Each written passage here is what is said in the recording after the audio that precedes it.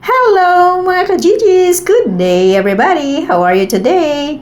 Kamusta po ang lahat? Maulan ang ating umaga, tanghali at gabi. For today's video, i-share ko naman po sa inyo yung aming Wednesday Zumba kasama si Nixie, ang aking apo. Magsusumba daw po siya dahil ang sabi niya is siya ay tumaba na. Ayan po yung aking apong makulit. Hi Nixie! So, yan mga ka-GGs, ano pang hinihintay natin? Tara na, samahan nyo naman ako. Let's get it on!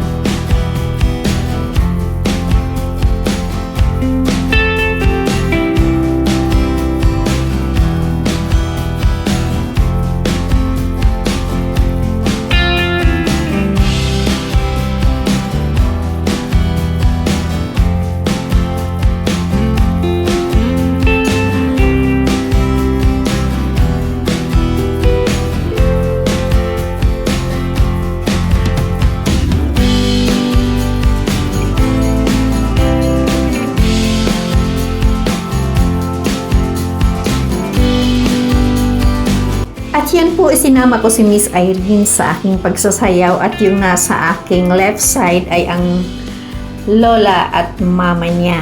So, ayan silang tatlo, humahanga ako kasi po, ang gagaling nilang sumayaw. Although, kasi matagal na rin daw naman silang nag-zumba. So, ayan, ang galing po niya. Ayan si Miss Irene, oh. At yung suot niya ay gustong-gusto ko, bagay sa kanya. Paano kaya? How to be you, Miss Irene? Paano kaya sumayaw ng ganyan? Ako yung nagsasayaw-sayawan lamang. Tinan mo rin po yung nanay niya na nakapants. So, ang galing din umindak. Yung lola naman niya nandun sa sunod ng nanay niya. Ayun, di ba po? Nakakahanga silang mag-anak kasi ang gaganda nilang sumayaw. Ayan na, sumali na yung aking apo.